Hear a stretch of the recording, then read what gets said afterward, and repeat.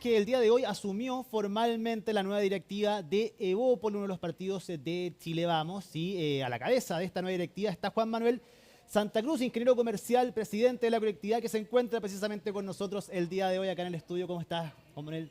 Hola Ivo, muy buenas tardes y gracias por la invitación. Sí, en primer lugar, felicitaciones. Se viene un lindo desafío en un año electoral, así que te va a tocar conducir una serie de reuniones, acuerdos. Así es, este es también. un año entretenido con la posibilidad de aportar mucho, así que es un buen año para nosotros y para estar en política.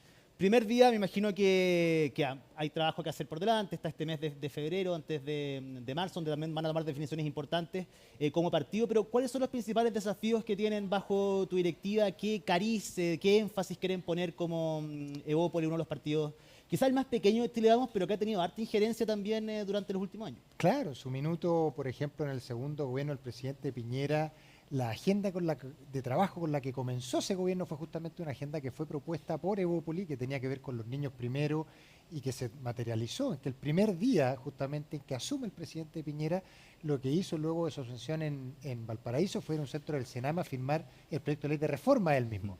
Entonces, en esa lógica, el desafío que tenemos nosotros hoy día, y es con el ánimo con el que venimos como nueva directiva, es volver a influir en el debate público como lo hicimos en ese minuto. Y eso a través de tres cosas. La primera, dándole visibilidad a nuestro trabajo territorial. Lo segundo es teniendo más parlamentarios, ganando más escaños en las elecciones de fin de año.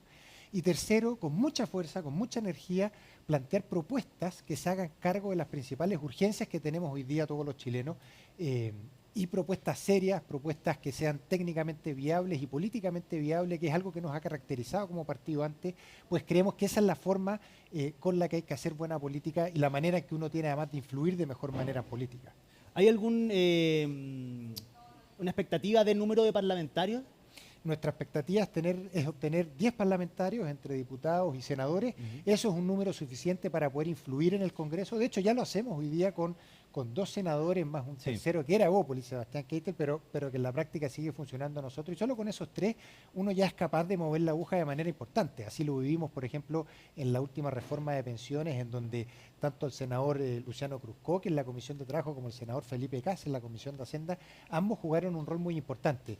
Por lo tanto, no es que se requiera, ojalá, ¿no es cierto?, uno quisiera tener todo el Congreso, pero para influir ahí hay que tener un número mínimo, que es la apuesta que estamos teniendo nosotros, pero sobre eso tener buenas ideas, buenas propuestas que le hagan sentido al país y que nos permitan hacernos cargo todos de los problemas que tenemos. ¿Te interesaría a ti asumir algún cargo parlamentario? Puede ser, pero más importante que mi interés en esto tiene que ver a mí lo que me interesa es orquestar el que esto funcione. Y se requiere para eso alguien dedicado. En consecuencia, eso no es tan compatible con ir de candidato, pues quienes van de candidato están naturalmente todo el día en campaña, en su trabajo, y se requiere que haya alguien que esté orquestando eso detrás. Pero no está descartado tampoco en mi rol. Estoy en política justamente para aportar y eso es independiente del rol que me toque jugar. La definición del candidato presidencial, la carta presidencial de Evópoli, RN ya proclamó a Evelyn Matei, lo hizo la UDI antes también. ¿Ustedes van a ir en la misma línea? ¿Van a definir otro tipo de candidatura? Mira, la discusión la vamos a tener en marzo cuando podamos llamar a Consejo General. Eso todavía no lo podemos hacer porque acabamos de asumir Sí. los nuevos elegidos, consejeros regionales, directivas regionales, lista nacional, y hay que darle forma a través de elecciones internas al Consejo General. Eso va a ocurrir en marzo. En ese minuto es que vamos a poder proclamar a nuestro candidato. A mí en lo personal, yo me inclino por Evelyn Matei, creo que tiene una experiencia política muy relevante que la hace idónea para liderar un proyecto político de la centro-derecha, de Chile Vamos en particular, y un próximo gobierno. Entonces, yo me inclino por ella, pero esa discusión la tendremos a fondo en marzo y ahí sabremos a quién vamos a apoyar. Sí, te lo pregunto porque el día de hoy en una entrevista Gloria Hood, expresidenta, dijo que ya no había salido ningún nombre y ninguna propuesta y nadie había manifestado la intención efectivamente, pese a que hay liderazgo importante al interior de Evópoli, de asumir una candidatura y que ya está el camino pavimentado para que Evelyn Matei sea la candidata. Eso es correcto hasta el día de hoy, 7 de febrero, pero las primarias se inscriben en abril y todos sabemos que en política las cosas pueden cambiar en una noche. Por lo tanto, yo estoy con ella en la conversación en lo que va hasta el día de hoy, pero en esto queda algo de tiempo todavía, no nos tiene que comer la ansiedad, tenemos harto tiempo, de hecho un mes y medio en política es mucho, y por lo tanto veremos cómo se da la discusión en marzo. El día de ayer, en una de las ceremonias en la que se realizó acá en Santiago, en conmemoración del aniversario de la muerte del expresidente Sebastián Piñera, asistieron distintas figuras de la oposición, de la hoy oposición, una de ellas Pablo Longueira, que a la salida conversó con los medios de comunicación y dejó una frase que llamó la atención, que es: a mí me parece una irresponsabilidad la forma en la que están conduciendo la derecha chilena hoy en día. Y cuando le preguntaron si se refería a todos, con Evelyn Matei, ella dijo: sí, me refiero a todos. Yo no comparto esa frase. Yo creo que sí hay responsabilidad en política, pero esa responsabilidad la veo en los extremos. Los extremos, tanto de la izquierda como la derecha, en el último tiempo han caído en una lógica de proponerle cosas al país que no son viables, o que no son técnicamente viables, o que no son políticamente viables, o derechamente no proponen nada.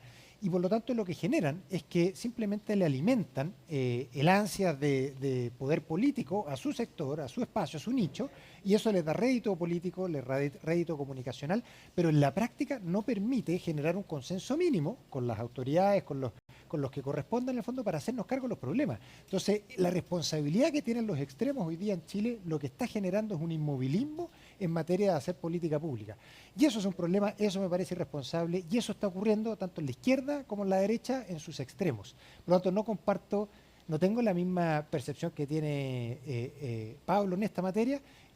Sí creo que hay irresponsabilidad en esto, son los extremos, pero justamente nosotros, partidos como el nuestro, somos quienes estamos llamados a proponer agendas de soluciones que se hagan cargo de esas necesidades que son más acuciantes hoy día en Chile, y que otros no pueden proponer justamente producto de sus amarras ideológicas. Sí, te voy a preguntar acerca de lo que pasa también en la oposición, pero el día de ayer él también tocó un punto que es clave y que se está conversando y tiene que ver con ir en una sola lista parlamentaria. Que es importante. Hemos visto el gobierno del presidente Boric lo que ha costado sacar algunas reformas adelante por la dispersión que existe efectivamente en el Congreso. Él decía que si no va a la derecha a la oposición en una sola lista parlamentaria, van a perder el Parlamento, y eso efectivamente afectaría un posible gobierno en el caso de que lo ganaran. ¿Hay agua en esa piscina? ¿Flota la idea de una sola lista parlamentaria, teniendo en cuenta las declaraciones que han hecho José Antonio Kast, la que ha hecho Johannes Kaiser también? Mira, primero esa afirmación no es del todo cierta, porque depende también cuántas listas se conformen al otro lado. Esto es un juego dinámico y por lo tanto no depende solo de lo que haga un sector, sino que también de lo que hagan otros sectores. Pero si ustedes van en una sola lista, evidentemente podrían tener mayores posibilidades. Claro, ahora la dificultad que tiene ir en una sola lista con personas que no comparten, que son proyectos políticos distintos, es algo que también no necesariamente te juega a favor en la ciudadanía, porque eso también termina confundiendo. O sea, cuando vemos que en una reforma de pensiones, por ejemplo, Chile Vamos está en una línea, está buscando acuerdos, encontrando mínimos comunes con otros para poder hacernos cargo de un problema que arrastramos hace más de 10 años, y tienes hacia la derecha de Chile Vamos un sector que no está disponible siquiera a sentarse a conversar, y tú luego los juntas, ¿verdad? Como pegados solo por un hecho electoral, también da un mensaje que es equívoco a la ciudadanía. Por lo tanto, eso, decidir o no en una lista, es un mecanismo que tendremos que verlo si hace sentido o no, pero siempre cuando primero hayamos tenido una conversa sobre mínimos comunes que nos permitan darle gobernabilidad al país. Y eso es lo importante hoy día. Hoy día lo que tenemos que hacer es conversar sobre cuáles son esos mínimos comunes en materia de seguridad, en materia de educación, cómo recuperamos la educación pública, por ejemplo, en materia de tolerancia cero a la corrupción y modernización del Estado, y en materia de un pacto de desarrollo que le permita a Chile volver a crecer de manera sostenible. Si encontramos mínimos comunes en esos espacios, entonces, bueno, podemos usar los mecanismos que tenemos para buscar darle gobernabilidad a un próximo Congreso, y que eso a su vez contribuya a un próximo gobierno del sector. Sí, desprendo de lo que tú dices, eso sí, que bajo el análisis que haces, que también iría en contra de una primaria amplia también. Juntar en la misma primaria a Johannes Kaiser, a José Antonio Kast, algo que probablemente no vaya a pasar, pero que se ha escuchado mucho que desde Chile Vamos han hecho este llamado que ojalá sea la primaria lo más amplia posible, desde el centro hasta Partido Libertario en este caso, pero me parece que es lo mismo, entrar a pelear con gente que tú dices que no comparten mínimos comunes, quizás también se podría haber afectado, ¿no? ¿Por qué insistir en quizás una primaria amplia bajo el análisis que tú haces? Bueno, nuestro ánimo, nuestro espíritu se ve reflejado justamente en esa invitación de una primaria amplia que nos permita a todos poner en el centro las necesidades de Chile y ponernos detrás de esos mínimos comunes para poder trabajar en un próximo gobierno no que le dé viabilidad a Chile. ¿No tienen los mismos mínimos comunes? Eso es lo que hemos estado viendo a partir justamente, especialmente de la votación de la reforma de pensiones hace 2 semanas. Eso marcó un antes y un después, y producto de las declaraciones que están haciendo tanto Johannes Kaiser como José Antonio Kast, claro, pareciera no tener sentido de nuestra parte seguir insistiendo en eso. Y no lo vamos a hacer. Nosotros hicimos la invitación en ese minuto. Si ellos no quieren tomar el guante, bueno, ya está. Buscaremos con quién entonces hacer una primaria y con quiénes trabajar en esos mínimos comunes, poniendo siempre las necesidades de Chile primero, si eso es lo que a nosotros nos importa, y eso es lo que a mí me da pena y que veo que ellos dejan de lado por otros intereses, probablemente electorales o qué sé yo, y que los hace restarse de algo como justamente la reforma de pensiones. Que además, déjame decirte, Ivo, en esto, si es que es muy sintomático de lo que estamos viendo en este fenómeno de la polarización, porque una reforma como esa, que mantiene, ¿no es cierto?, la capitalización individual, la administración privada de los recursos, que son principios básicos para nosotros, es inentendible que republicanos, que el Partido Libertario se resten de eso. Y en ese sentido, ¿cómo es tú analizas la irrupción de Johannes Kaiser, que en las encuestas al menos ha ido marcando cada vez más, se ve como una opción interesante? De hecho, él mismo ya agarrado vuelo también, tomó la decisión de no presentarse a unas primarias con Chile Vamos, pese a que lo pensó, están tratando de generar otra más a la derecha todavía. ¿Cómo ves tú esa erupción de Johannes Kaiser? ¿Por qué crees que ha ido agarrando apoyo últimamente bajo un discurso que tú dices que también es polarizante? Bueno, este fenómeno de la polarización, ¿verdad?, que lleva a que el extremo tome una bandera y se ponga detrás de eso, independiente de las consecuencias, los resultados que eso genere en materia de política pública, que normalmente es que no pase nada, tiene como efecto que siempre entonces te va a aparecer alguien más en el extremo. Y eso es lo que estamos viendo entre republicanos y Johannes Kaiser. Kast en su minuto era la persona de más a la derecha y resulta que ahora le apareció otro más. Y cuando Johannes Kaiser en algún minuto quiera tener algún diálogo con el resto del sector político, le va a aparecer alguien que va a decir, no, yo tampoco estoy dispuesto a eso detrás de no sé qué convicciones en el fondo. Entonces ese es parte del problema que tiene la polarización.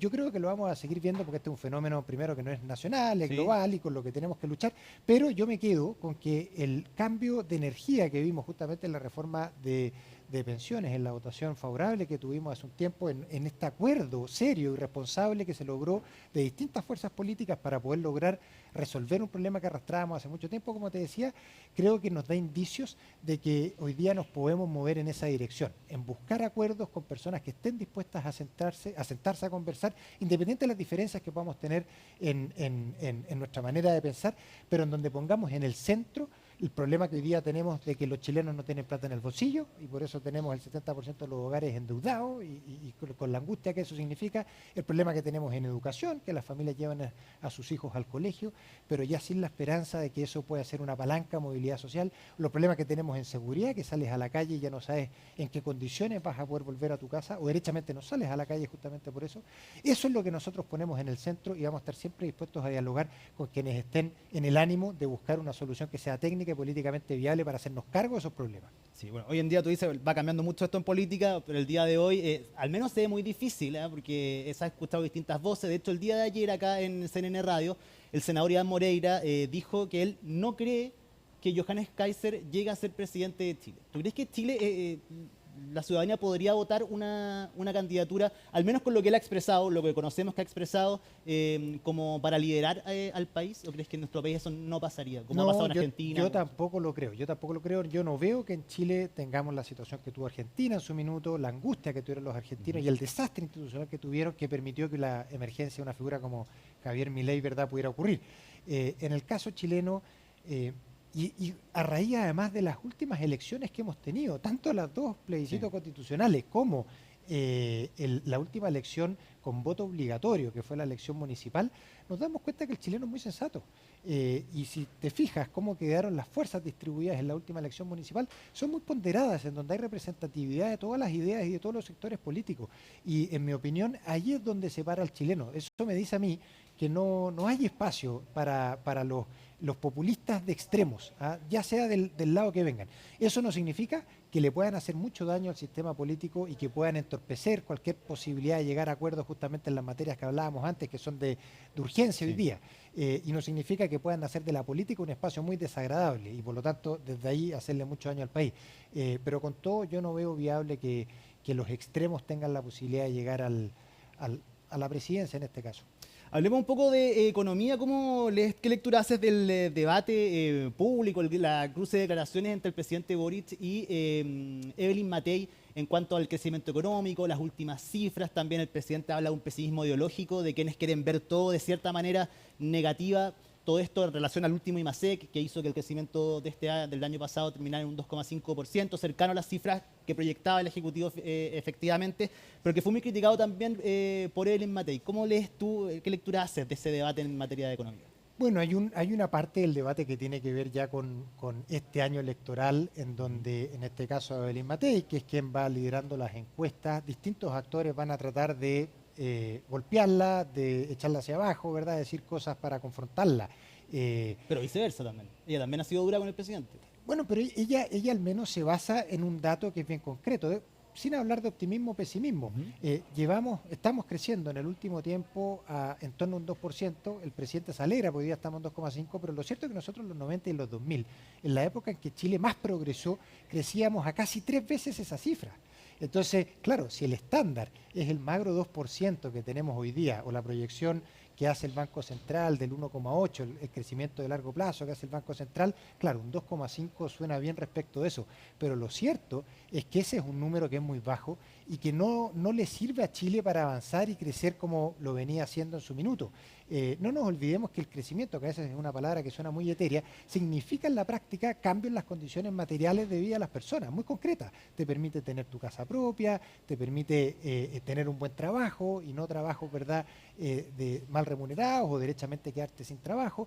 Entonces, eso es lo importante que hay detrás de que podamos volver a crecer de manera sostenible, y para nosotros sí es una urgencia hoy día, y como te decía antes, lo vemos por ejemplo a partir de los niveles de endeudamiento que tienen las familias chilenas hoy, sí es una urgencia a la que tenemos que hacernos cargo, y el camino es a través de un pacto de desarrollo que nos permita volver a crecer, en donde nos pongamos de acuerdo en ciertas materias que son básicas, como por ejemplo el tema de los permisos, que es algo que está siendo un dolor de cabeza hoy día para cualquier persona que quiera hacer algo, desde un emprendimiento hasta una gran empresa, cualquier tipo de proyecto en Chile hoy día tiene de mucha incertidumbre y tiene de mucho trámite, y eso lo hace costoso. Ese es el tipo de cosas que nosotros tenemos que resolver, en las que tenemos que avanzar, y la única manera de hacerlo es con un acuerdo amplio que nos permita hacernos cargo de esas cosas.